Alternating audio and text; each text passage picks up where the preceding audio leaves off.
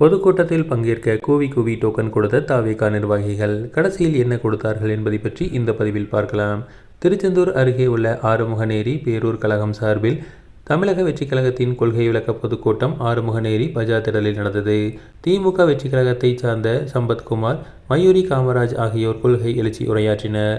இந்த பொதுக்கூட்டத்திற்காக ஆறுமுகநேரி மற்றும் அதை சுற்றியுள்ள பல்வேறு பகுதியிலிருந்து ஏராளமான பொதுமக்கள் வரவழைக்கப்பட்டனர். அவர்கள் அனைவருக்கும் டோக்கன் வழங்கப்பட்டிருந்தது. டோக்கன் மூலம் பணம் கொடுப்பார்களா அல்லது பொருட்கள் தருவார்களா என்ற நிகழ்ச்சி பாதி நிறைவடையும் முன்னரே பெண்களும் பொதுமக்களும் டோக்கன்களுக்கு என்ன தருவார்கள் என தெரியாமல் தவித்தனர். கூட்டத்திற்கு வந்திருந்த பெண்கள் சுமார் 3 மணி நேரம் காத்திருந்த அதிக சிரமத்துக்கு ஆளானர். கூட்டம் முடிவதற்கு முன்னாலே கூட்டத்திற்கு வந்த பெண்கள் அனைவரும் கிளம்பிவிட்டனர். இதனால் கூட்டத்திற்கு போடப்பட்ட சேரில் ஆட்கள் இல்லாதால் வெறிச்சோடி காணப்பட்டது.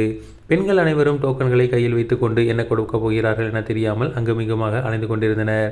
இதையடுத்து அங்கிருந்த தமிழக வெற்றிக் கழகத்தினர் நிர்வாகிகளிடம் அவர்கள் கேட்டனர். நிர்வாகிகள் மேடைக்கு பின்புறமாக உள்ள ஆறுமுகநேரி தமிழக வெற்றிக் கழக அலுவலகத்திற்கு அவர்களை அழைத்து சென்றனர். அப்போது அலுவலக அறைக்குள் செல்வதற்கு பெண்களுக்கு இடையே கடும் போட்டி ஏற்பட்டு வாக்குவாதம் ஏற்பட்டது.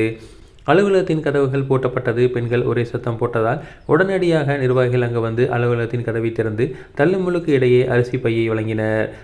இதனால் அந்த பகுதி ஒரே சலசலப்பாகவும் பரபரப்பாகவும் காணப்பட்டது. கூட்டத்திற்கு வந்திருந்த பெண்கள் அனைவருக்கும் இந்த பைக்காகவா நாங்கள் இவ்வளவு நேரம் காத்திருந்தோம் என்று கூறினர்.